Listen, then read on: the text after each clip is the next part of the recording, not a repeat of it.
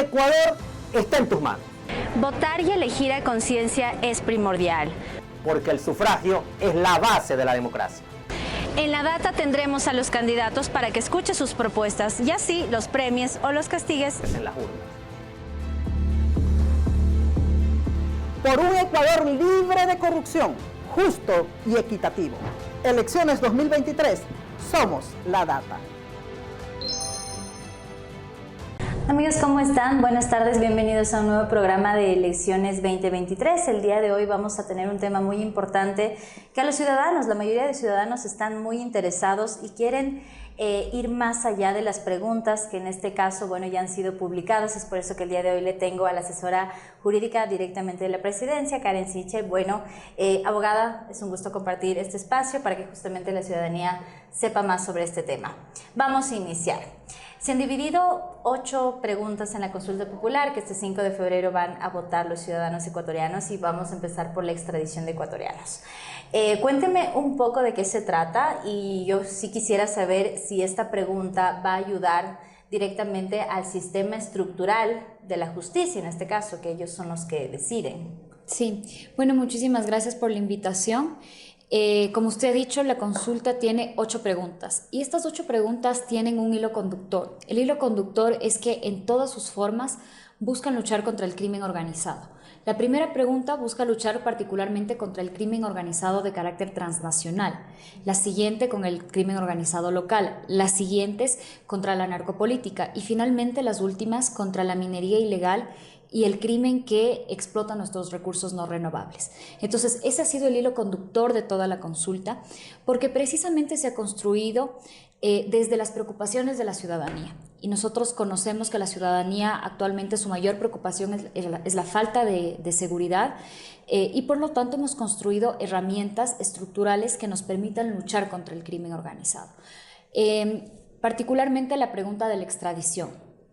La extradición es una herramienta de cooperación internacional que nos permite a los estados, a los países, cooperar entre nosotros para poder luchar contra la impunidad. ¿Cómo funciona?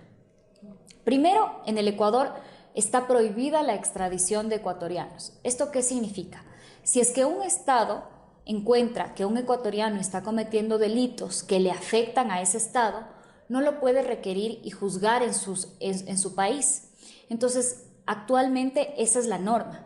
Lo que busca la pregunta es permitir que los ecuatorianos que están cometiendo delitos, cuyos efectos surten en otros países como es el narcotráfico, por ejemplo, puedan ser expulsados del Ecuador y a través de un proceso de extradición puedan ser enviados a otro estado y que fuera del Ecuador puedan cumplir su pena y también ser juzgados. Entonces, permítanme primero comentar el alcance de esta pregunta.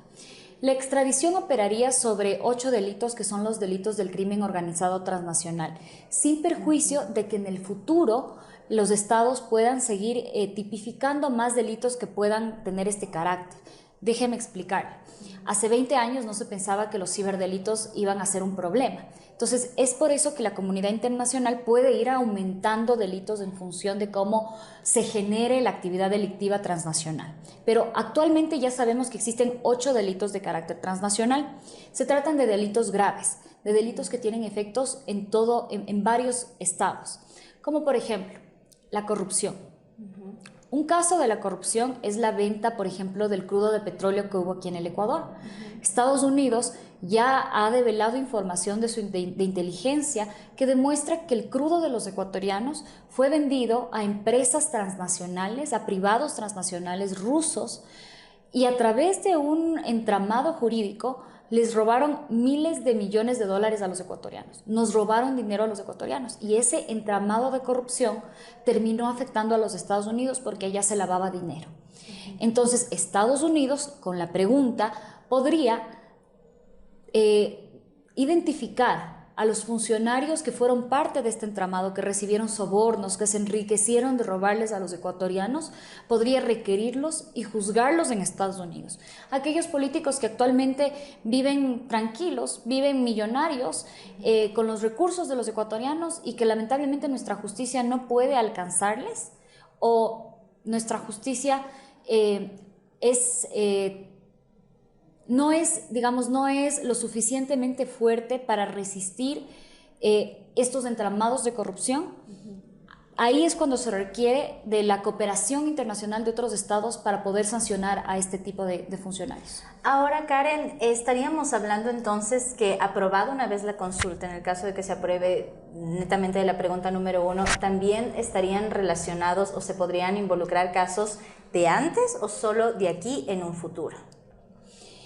Dependiendo de cómo vayan las investigaciones. La extradición, siempre la norma opera para el futuro. Pero si es que en Estados Unidos este tipo de delitos no suelen prescribir porque son delitos en contra de la administración pública. Aquí no prescriben. ¿Qué significa esto? Que si es que alguien robó y en 15 años uno se entera que esas personas le robaron a los ecuatorianos, no prescribe el delito, es decir, se le puede continuar juzgando. Pero no son solo esos delitos sobre los cuales va a operar la extradición. Hablamos de corrupción.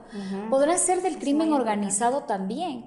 Y yo quiero explicar cómo es que funciona, porque digamos que acá existe un narcotraficante. Este narcotraficante tiene una estructura criminal. Este narcotraficante se pelea con otra banda de narcotraficantes. Entonces comienzan a esclavizar niños, comienzan a haber más robos, comienzan a haber más armas. Creo que todos los ecuatorianos podemos coincidir que ahora los robos, antes quizás te robaban con cuchillo, ahora es muy fácil ver armas, lo cual debería alarmarnos. Y esto ocurre porque los narcos necesitan armarse. Entonces, una consecuencia de que haya narcos en el país es que existe también tráfico de armas, y el tráfico de armas trae más inseguridad para las personas.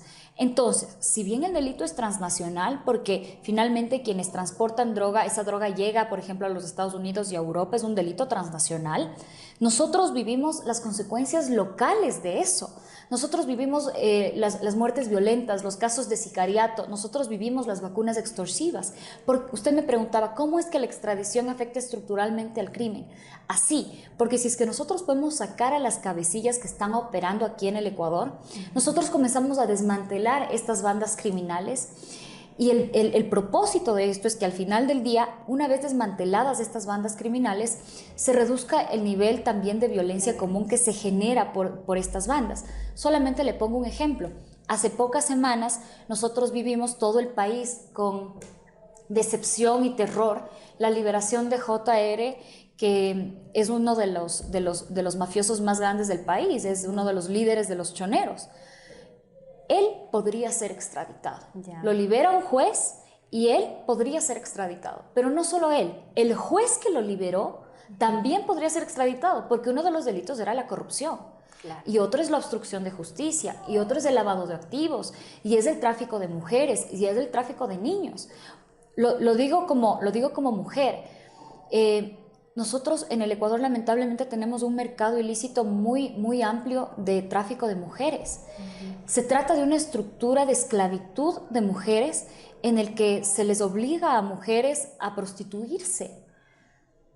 De este tipo de organizaciones criminales no se conoce tanto en el medio, pero es uno de los mercados ilícitos más persistentes en el Ecuador. Estamos hablando de esclavitud de mujeres para actividades sexuales.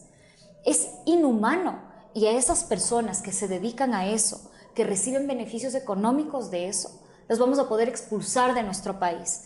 La utilidad de la pregunta 1 es inmensa. No solo va a tener efectos para combatir el crimen organizado, pero va a tener efectos en nuestra vida cotidiana. Karen, el efecto es inmediato.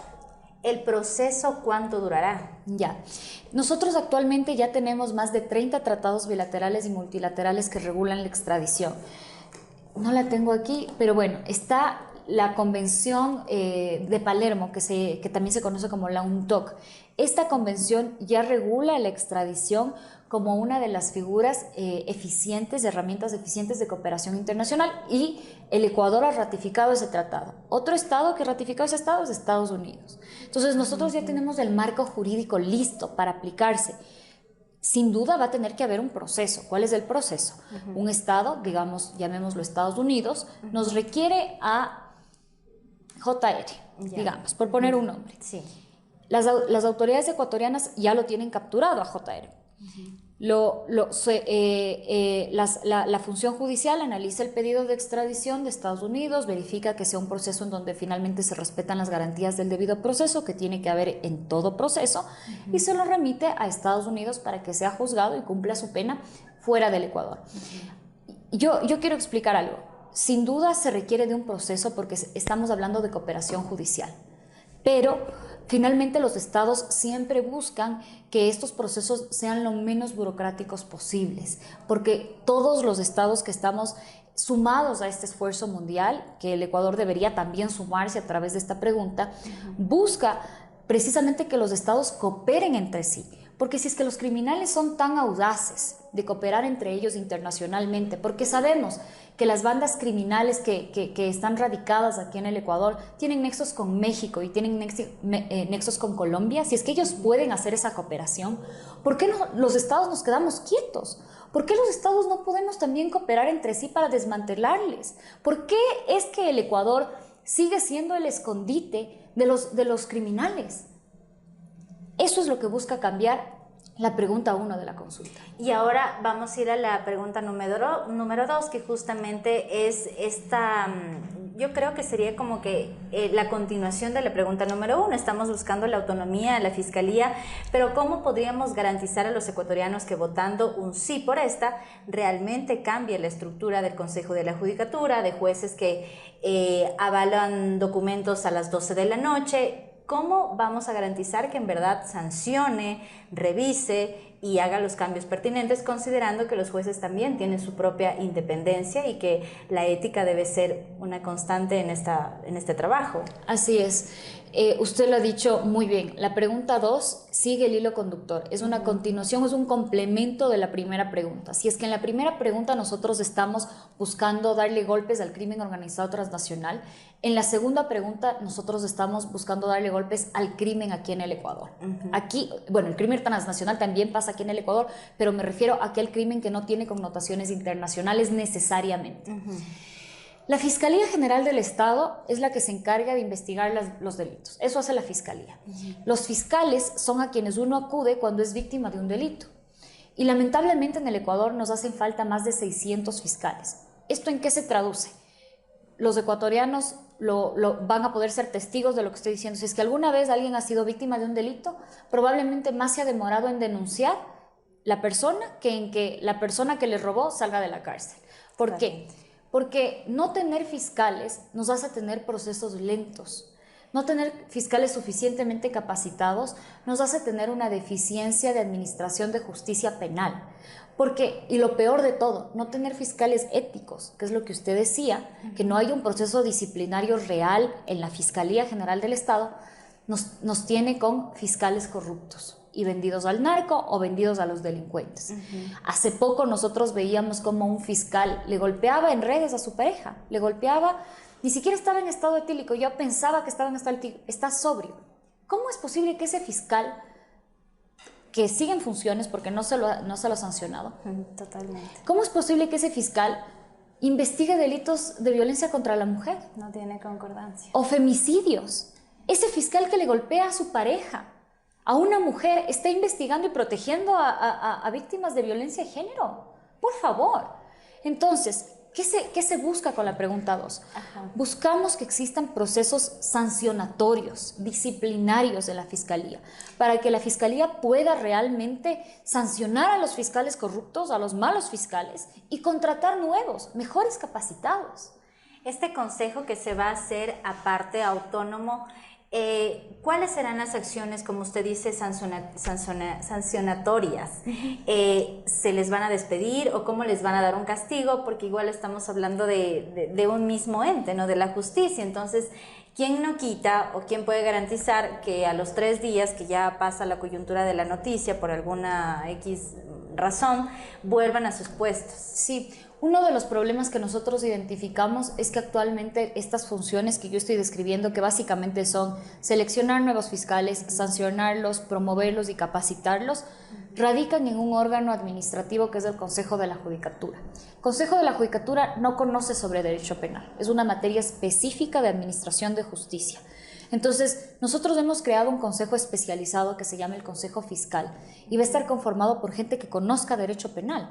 Si es que va a haber una sanción a un fiscal sobre una mala actuación en un proceso judicial, debería ser por alguien que conozca muy bien el derecho penal. Y mientras más profesionalización, más tecnicidad haya en la carrera fiscal, mejor calidad de fiscales vamos a tener y menos políticos. Porque el primer acto de corrupción que existe en el servicio público es de un funcionario público que no está capacitado para fungir sus funciones y por lo tanto es manipulable. Entonces, lo que buscamos a través de la creación del Consejo Fiscal es profesionalizar la carrera fiscal y que no vengan los gobiernos de turno, los partidos de turno o el fiscal de turno a buscar destruir una carrera fiscal que debería estar técnicamente construida. Usted me preguntaba particularmente sobre los procesos sancionatorios. Dependiendo de la gravedad, eso no se puede regular en la Constitución porque es algo muy específico, pero actualmente ya lo regula el Código Orgánico de la Función Judicial. Y dependiendo de la gravedad de la falta, por ejemplo, la que yo acabo de describir con la persona que golpeó a su pareja es una falta grave, gravísima, lo cual implica que podría ser destituido de su cargo como fiscal y debería ser destituido. Entonces, con esta pregunta no es que se le da más poder al gobierno ni al presidente, que es generalmente lo que uno escucha. Ni sería una injerencia tampoco de esta función de la presidencia. Absolutamente. Aquí es la fiscalía, que es parte de la función judicial, autónomamente designando autoridades. Estamos dándole autonomía a la fiscalía para que se ponga a investigar delitos de corrupción, para que se ponga a investigar a los criminales. Eso es lo que se está haciendo. Y quiero aclarar esto porque generalmente lo que dice la oposición, sin aclarar, porque simplemente lo dicen, en los anexos está la trampa. Que me digan dónde está la trampa en el anexo 2. ¿Dónde está la trampa? Si es que todos queremos aquí luchar contra la corrupción, que debería ser algo que nos una sin importar las banderas políticas, todos deberíamos querer una fiscalía completamente autónoma. Y eso es lo que busca la pregunta 2, proteger a las víctimas a través de una institución autónoma, profesional, que investigue delitos. Muy bien.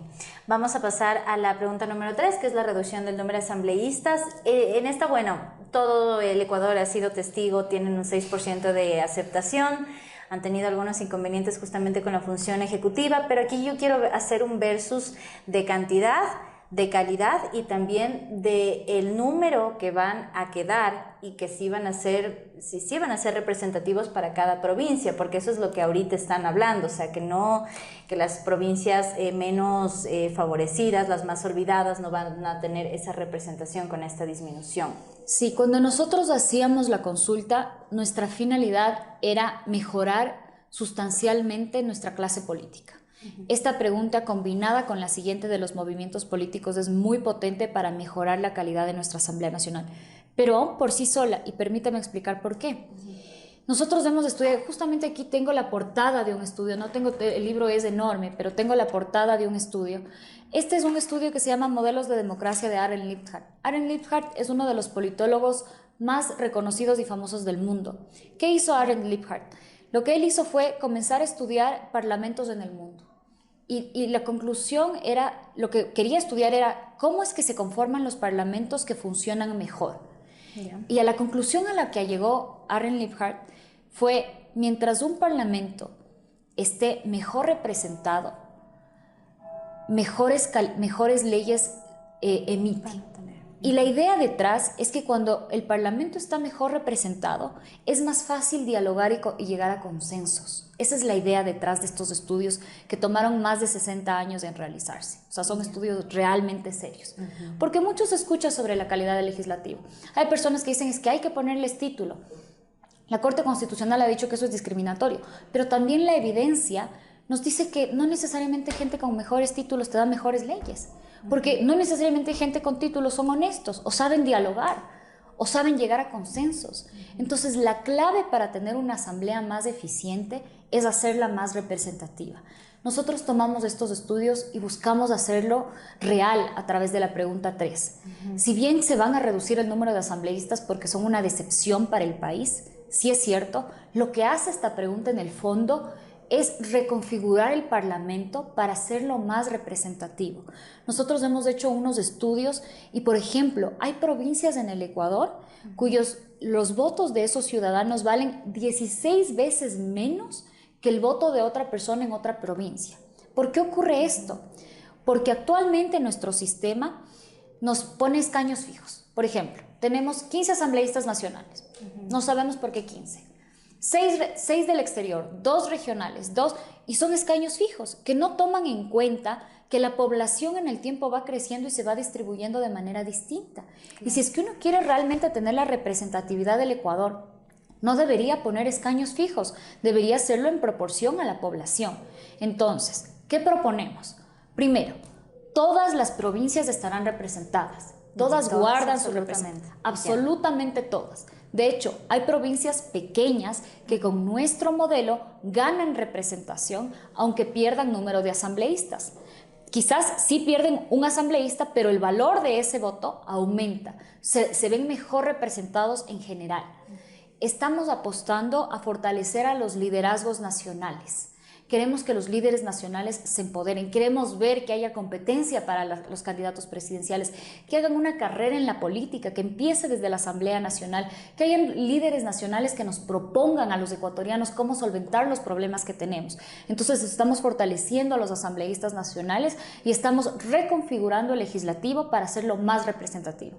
En pocas palabras, la Asamblea Nacional no nos representa, ellos son básicamente personas que no quieren trabajar por el Ecuador, se enojan cuando les convocan a hablar sobre, les convocan a trabajar cuando hay mundial, se van de vacaciones, nos cuestan más de $15,000 mensuales a los ecuatorianos, no nos representa. Hagamos que esta asamblea nos represente. Karen, ¿de cuántos asambleístas estaríamos hablando en el caso de que se llegue a votar por sí de la reducción? Si es que aplicamos la fórmula al censo actual, sería de 137 a 100. Pero si hacemos la proyección con el censo del 2022, serían de 152 a 116. Yo también quiero ser clara con los ecuatorianos. No, el problema del Parlamento no se reduce solo a números, se reduce a la calidad, y por eso es que la enmienda ataca a ambas. Si bien vamos a reducir el número de asambleístas porque son unos vagos que no nos representan, así es, porque no hay otra forma de decirlo, que tengan 30 proyectos de leyes represados, creo que eso habla por sí solo. Pero además, realmente lo que estamos haciendo es mejorando la representación de la Asamblea en total, y estamos apostando a la calidad del legislativo a través de una buena representación. Vamos a hablar ahora de los movimientos políticos que también van alineados, como tú lo decías. En la actualidad hay 272 movimientos políticos. El problema aquí es que en la pregunta ¿cómo nos garantiza que, por ejemplo, la gente no se vuelva camisetera? Es el término vulgar, ¿no? Que en unas elecciones esté con este movimiento, en las otras porque no le conviene pase a otro. La pregunta en específico, ¿cómo garantiza que la gente no haga eso y en qué aportaría la ciudadanía? Perfecto. Nosotros en el Ecuador tenemos 2 tipos de organizaciones políticas, los partidos y los movimientos. ¿Cuál es la distinción entre ellos? Los partidos son de carácter nacional y los movimientos pueden ser de cualquier nivel de gobierno. Pero además, aquí está el meollo del asunto, los movimientos tienen unos miembros que no tienen ningún tipo de control, se llaman adherentes. Y estos adherentes no son exclusivos. Entonces puedo ser adherente de un movimiento y ser adherente de otro movimiento y luego ser afiliado de un partido. O sea, realmente es una locura. Realmente es una locura porque no permite que haya una seriedad en la formación política de nuestros movimientos. ¿Y cuál es el problema? Podría decir quienes nos escuchan. ¿Cuál es el problema de que esto pase? Pues el problema es gravísimo, porque como no hay ese compromiso de exclusividad con el movimiento, luego tenemos movimientos de escritorio, luego tenemos poca seriedad en las propuestas de los movimientos. ¿Y por qué son importantes los movimientos? Porque son los movimientos quienes ponen candidatos, no solo candidatos asambleístas, candidatos a alcaldes. En Quito hemos vivido esto tantas veces en los últimos años. Justo hoy tenía un conversatorio con jóvenes. Yo les decía, ¿me pueden decir 5 candidatos a alcalde a Quito? No sabían solo Yunda. No nos olvidemos que Yunda fue alcalde con el 20% de la legitimidad de los votos. ¿Y esto por qué ocurre? Porque los movimientos están fraccionados y están Ahora, divididos. Karen, pero de alguna manera esta pregunta podría emitir que se haga militancia, por así decirlo, o sea, que las personas netamente conformen estas bases políticas, ¿o no tiene nada que ver? Lo que estamos haciendo es que ahora los movimientos van a tener afiliados. Y los afiliados van a tener que conocer los principios ideológicos del movimiento al que pertenezco. Y me van a tener que capacitar y me van a tener que explicar qué es lo que proponen. En otras palabras, los movimientos van a tener una real vinculación con la ciudadanía. Estamos acercando los movimientos, la política, a la ciudadanía. Porque si es que no tenemos movimientos, si es que tenemos movimientos de escritorio, no nos quejemos de que tengamos candidatos desconocidos. Solamente cuando nos vamos al punto del problema, que es el origen de todo esto, son los movimientos que no nos representan, ahí vamos a tener a mejores candidatos para asambleístas, vamos a tener a mejores candidatos para alcaldes, porque van a ser movimientos que están en constante contacto con la ciudadanía.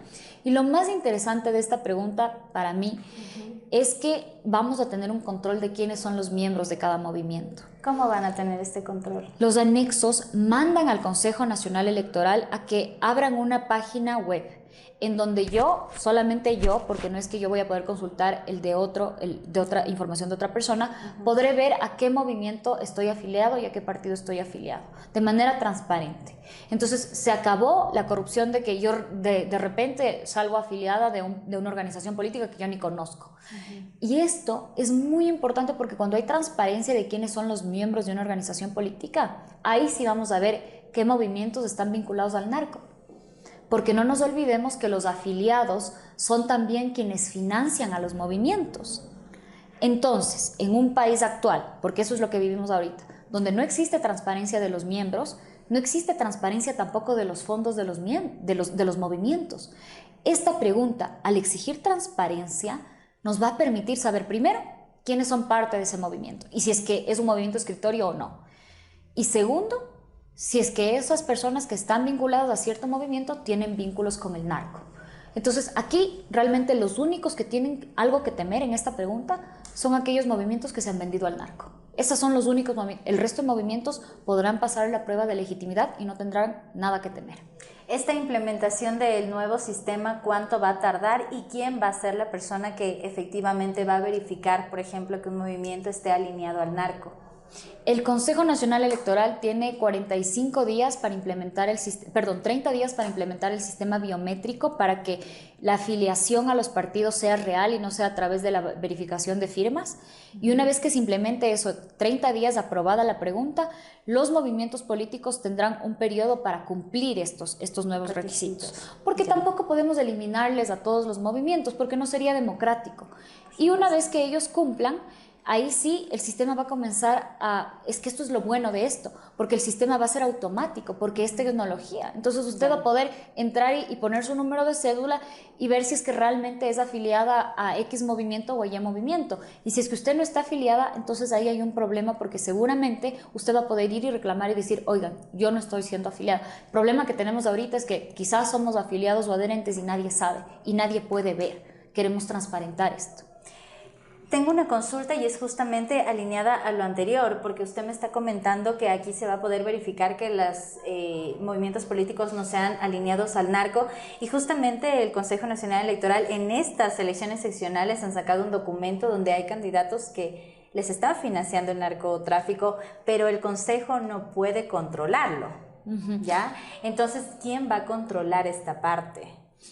Las vinculaciones con el narcotráfico y los candidatos vinculados al narco es un problema que involucra a varias instituciones, comenzando por la Fiscalía General del Estado, la función judicial, el Tribunal Contencioso Electoral, las impugnaciones que sería a través de una impugnación de candidatura, y el Consejo Nacional Electoral podría comenzar también a investigar estos asuntos.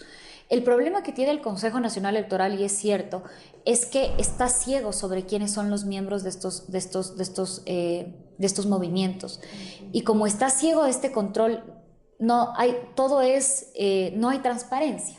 Entonces, la enmienda va a permitir y va a reforzar el control bien de todos estos órganos, Pero para mí lo más importante es que nos va a permitir a los ciudadanos, a nosotros. Ajá. Nosotros vamos a ser capaces de poder ver si realmente somos o no somos afiliados. Entonces, se les acabó la fiesta a los movimientos políticos de escritorio, que por cierto, le han costado al país $122 millones, porque claro, ellos ponen candidato y reciben fondos públicos. Esos fondos podrían ser seguramente mejor utilizados. Ahora, bueno, vamos a pasar al Consejo de Participación Ciudadana y Control Social. Esta entidad, bueno, está dividida en dos preguntas, ¿no? Lo que a mí me preocupa es que ahorita hay autoridades prorrogadas. No sé si con la consulta popular, en el hecho que aprueben la consulta popular, esto tendría una prórroga de 1 año más hasta que la Asamblea se tome su proceso. ¿Cómo va a ser eso? Y si no, a la final va a afectarnos más. Me gustaría aclarar para quienes no conocen qué es el Consejo de Participación Ciudadana y Control Social, porque suena muy lindo, pero solamente quiero recordar que en la práctica este consejo no tiene nada de ciudadano y en nada ha ayudado al control social. Le ha costado al país $142 millones, de lo cual el 0%, es decir, ni un centavo han destinado a la lucha contra la corrupción. Es un órgano que concentra el poder de designación de 77 autoridades, básicamente en 4 personas, que son la mayoría de ese órgano. O sea, si es que alguien controla a esas 4 personas, controla todo el país. ¿Y cuál ha sido el resultado de tener este experimento? Porque es un experimento, no existe en otra democracia del mundo. El resultado ha sido que tuvimos contralores de 100 sobre 100 que ahora andan pagando fianzas millonarias en Estados Unidos, jueces de 100 sobre 100 que luego estuvieron presos. Es decir, ha fallado en todo sentido. Y el hecho de que ha fallado, y por qué ha fallado, como consecuencia de que ha fallado, nos ha metido en un problema institucional que usted acaba de comentar. Tenemos autoridades prorrogadas, tenemos autoridades subrogantes. No han designado autoridades, porque por estar en pugnas políticas se han demorado en promedio 2,6 años para simplemente llevar un proceso de ternas, por ejemplo. Es decir, el proceso más simple que tiene. Es una entidad plenamente fallida, que está llena de burocracia, representa un gasto enorme al Estado, y lo peor de todo es que es incontable el gasto que representa a los ecuatorianos no tener autoridades de control independientes. ¿Qué propone el Ejecutivo? Propone trasladar estas facultades de designación a través de un proceso democrático con límites a la Asamblea Nacional. No será la Asamblea Nacional quien haga lo que le dé la gana, obviamente no, sabemos que no confiamos en la Asamblea Nacional. Serán académicos, serán ciudadanos, serán las funciones del Estado quienes seleccionen y le limiten a la Asamblea Nacional. Pero usted me preguntaba sobre la transitoria, y quiero aclarar. Se le ha dado en la transitoria al Ejecutivo un plazo máximo de 180 días para presentar proyectos de ley que ejecuten, proyectos de ley que permitan que se implemente esta enmienda. ¿Por qué 180 días? Porque no es un solo proyecto de ley, son al menos 10 proyectos de ley.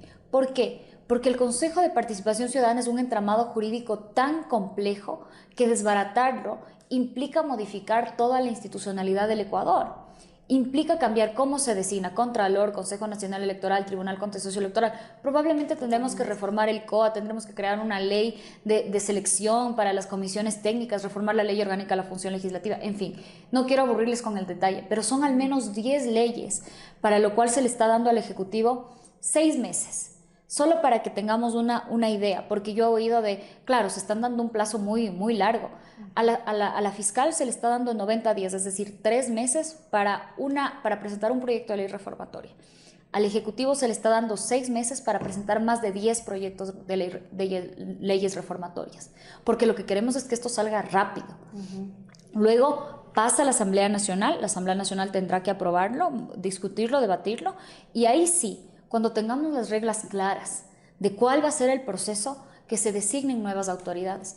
Pero no podíamos nosotros someterle al país a otro régimen de transición expedito, en donde rápido pongo a mi autoridad, a que la Asamblea saque un reglamento y de repente comienza a poner a fiscal, a contralor.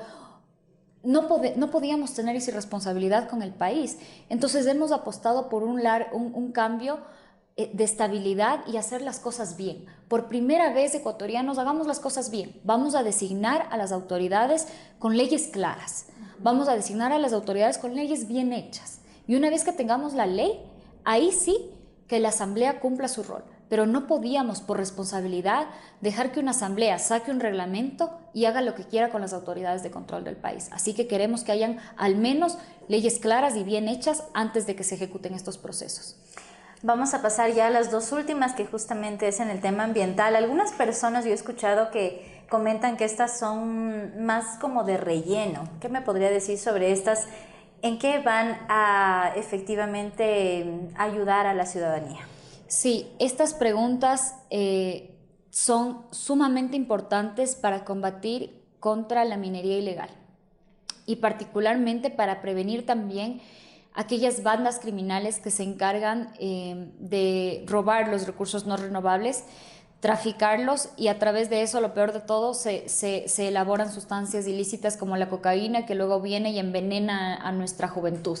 O peor aún, se vuelve parte de una banda delincuencial. Entonces, el ambiente no es un tema de relleno, es un tema sumamente importante, no solamente porque implica proteger los recursos y el Ecuador que estamos dejando a las futuras generaciones, sino porque implica cuidar la soberanía de nuestra tierra. Nosotros tenemos dos preguntas aquí. Primero, queremos cuidar las áreas de protección hídrica. Actualmente las áreas de protección hídrica están vulnerables a la minería ilegal. Yo no sé si es que los ecuatorianos podemos entender lo peligroso que es que nuestra agua esté siendo contaminada por la minería ilegal. Minería que no tiene que tener ni siquiera permiso ambiental. Minería que ni siquiera tiene tecnología para contaminar el ambiente menos. Entonces, no puede ser que permitamos que estas bandas criminales se asienten en los tesoros que tenemos, que son nuestros recursos naturales, nuestros recursos hídricos, y contaminen el agua que, por ejemplo, riega nuestros alimentos, que nos nutre, que es invaluable para combatir la desnutrición crónica infantil, por ejemplo. Karen, ahora, pero ¿cuál es el punto, el objetivo de la pregunta como tal? O sea, porque la pregunta es medio técnica. Sí. Entonces, para que la gente pueda entender de qué se trata esto, ¿cómo les podrías explicar? Actualmente existen áreas de protección hídrica. Estas áreas de protección hídrica se encuentran sueltas. Digamos que yo encuentro un cauce o un área de agua que quiero proteger y la protejo. El momento en el que la protejo, debido a que no existe una estructura estatal que financie la protección, esa área de protección se queda vulnerable a la minería ilegal. Es cooptable por la minería ilegal. Lo que estamos haciendo con la pregunta 7 es creando una estructura estatal para que las áreas de protección hídrica se sumen a esta estructura y puedan recibir financiamiento.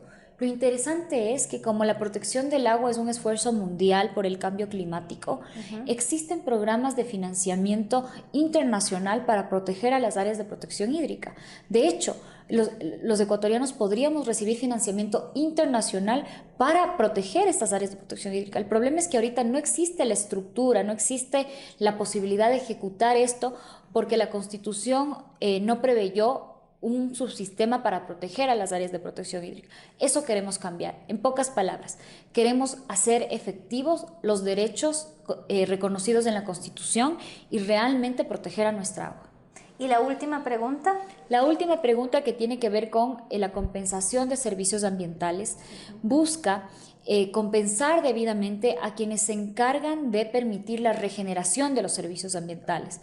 ¿Qué son los servicios ambientales? Los servicios ambientales es todo lo que la naturaleza nos da.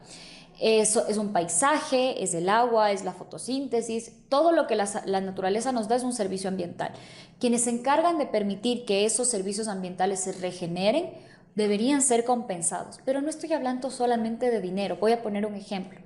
Por ejemplo, en Loja nosotros acabamos de ver un caso de una comunidad dirigida por un joven brillante que para evitar el desgaste del agua y también el desperdicio del agua, había creado un sistema de riego a través de sus conocimientos ancestrales de su comunidad, que era como en zigzag, y eso permitía el mejor aprovechamiento del agua. Esa persona podría ser becada por el Estado, porque está haciendo una contribución al medio ambiente, por ejemplo, pero además muestra un potencial de innovación importante.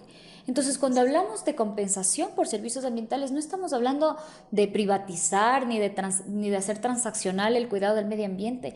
Estamos hablando de potenciar a aquellas personas que son capaces de inventar y de crear mecanismos para proteger al medio ambiente. Y además, abriremos al Ecuador al mercado de carbono, lo cual generará más empleo y abrirá sin duda un mercado interesantísimo dentro del Ecuador para el mundo. Entonces, en conclusión, tenemos 8 preguntas que nos permiten luchar contra el crimen organizado, luchar contra la corrupción, designar autoridades buenas, autoridades independientes que nos permitan realmente luchar contra la corrupción y también tener herramientas para cuidar el medio ambiente. Y sobre esto, los ecuatorianos nos vamos a poder pronunciar. Karen, ¿crees que con esta consulta popular el presidente va a poder gobernar mejor? La verdad es que la consulta no se ha hecho para beneficiar al presidente ni a ningún partido político. Es una consulta que no tiene banderas políticas. De hecho, los asuntos que trata son temas que deberían unirnos a las instituciones. La seguridad no debería tener bandera política. Tampoco debería tener bandera política expulsar del Ecuador a los narcopolíticos o a los narcotraficantes. Este es un tema, esta es una bandera que deberíamos tener todos los ecuatorianos, y no me refiero ni siquiera a todas las instituciones del Estado, a todos los ecuatorianos, para construir un Ecuador de paz.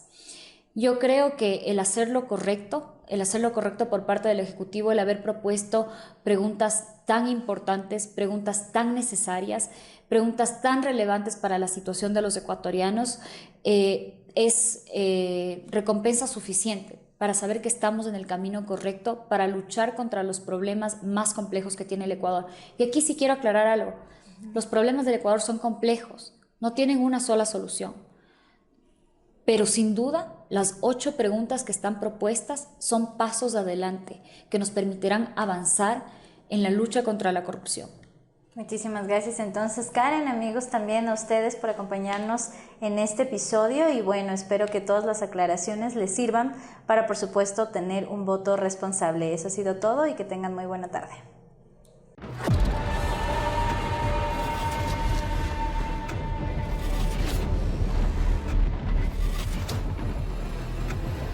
El rumbo del Ecuador está en tus manos, Votar y elegir a conciencia es primordial. porque el sufragio es la base de la democracia. En la data tendremos a los candidatos para que escuche sus propuestas y así los premies o los castigues En las urnas.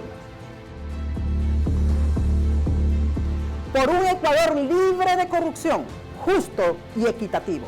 Elecciones 2023, somos la data.